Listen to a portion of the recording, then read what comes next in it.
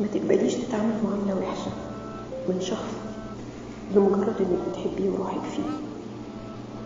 ما تتوقعيش ان اللي بيسيء ليكي وانتوا لسه على البر هيتغير معاكي بعد الجواز للأحسن، لأن ببساطة هو كده مداري عيوبه عنك بس في مرحلة التجمل، وما خفي كان أعظم.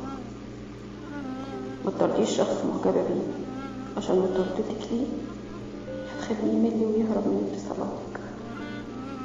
ما تقبليش تتشتمي أو تتعاملي معاملة طفلة صغيرة يبقى مش عارفة تتكلم وتعبر عن اللي جواها، ومضطرة تبرر كل تصرف كل غلطة بتعمليها، عشان احنا كلنا بنغلط. مفيش شخص هيحبك انك تحوطيه طول الوقت، واحترمي مساحته الشخصية، سيبيه ياخد وقته. لو بيحبك هيرجع لك مش هيمشي، ولو ما رجعش اتأكدي انها كانت مجرد مشاعر مؤقتة.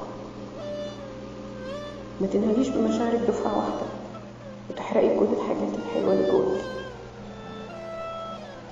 أجمل حاجة في الحب بدايته، عشان لعبة الاستكشاف والغموض اللي دايما بتزود المشاعر، والأيام لسه طويلة. واحدة واحدة. البنت الضعيفة مش جميلة، والدموع كتير ما بتجذبش المشاعر. خليكي قوية واثقة في نفسك. اللي يبيعك ما تجريش ورا وتتحايلي عليه. ساعات بنبقى هنتجنن ونعرف ليه عمل كده.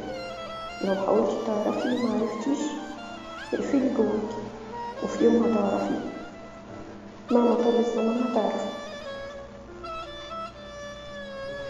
متسمحيش حد يستهلك طيبتك ونقائك ومشاعرك. الشخص اللي بيسحب رصيد كبير من عفوك وغفرانك ده بيدل انه بيغلط في حقك كتير. نسيان شخص بعد عنك محتاج اتزان وقوة طالعة من جواكي انك تقدري تتجاوزي. شيلي في قاموسك كلمة مش هقدر، ابعد عني، انسيها. شيلي حياتي هتنهار من غيرك. افتكري كويس ان اللي بتأمني بيه هو اللي هيحصل. خليكي مأمنة انك قوية وهتتجاوزي. مفيش ضرر ندوس عليه وننسى. متفقة معاكي، بس افتكري انك كنتي في يوم من الايام عايشة من غيره. محدش بيموت من الفراق. المشكلة في حرب الذكريات والتفاصيل اللي عشناها. يا تهزمك يا تهزميها. اهزميها. شتتي اي فرصة واي طريقة واي لحظة تقربك من التفكير فيه. هتتعودي على حياتك الجديدة من غير وجود. خليكي مع الناس اللي ما بترميش كل طاقتها وبتعتمد في سعادتها على حد تاني. وزعي شغفك وحبك على حاجات كتيرة. خلي ليكي هوايات، اقعي في غرام حاجات صغيرة تضيع عليكي يومك. ما تفضليش نايمة في سريرك بتدوري على الحزن والدموع اللي بتزورك كل ليلة. اسمعي موسيقى، اقري، لوني، ارسمي، ثقفي نفسك. حطي سعادتك على مصدر واحد وخذلك غلط. الدنيا هتفضل مسودة في عينك. محدش هيتعدى حدوده ويقلك من فراغ. اتأكدي ان انتي تسببي في ده. اول مرة جرب يكسر اول حاجز للتجاوز فتحتي له الباب. مفاتيح شخصيتك في ايده. خليكي فاكرة ده. عمرك ما هتلاقي سعادتك مع شخص بيعاملك انك درجة تانية. جلالة الحب اللي واخداكي دلوقتي هتطفي مع تكرار اسود واهمال ليكي لو عشتوا في واحد. واقع الحياة هيطفي وهيضغى على المشاعر.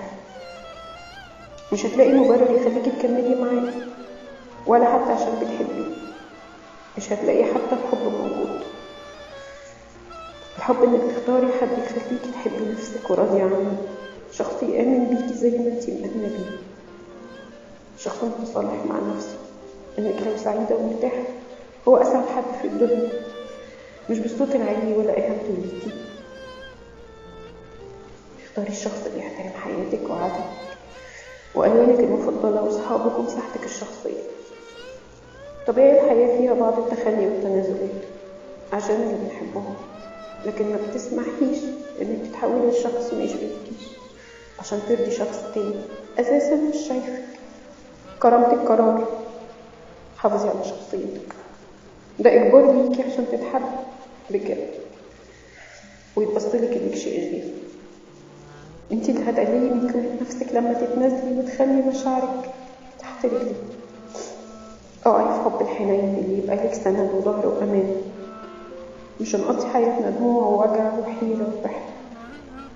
حبي نفسك، تأكدي إن ربنا خلقك جميلة وعزيزة، غليها عشان تغلي في عين أي حد تاني، خليها عشان تغلي في عين اللي بيحبك بجد.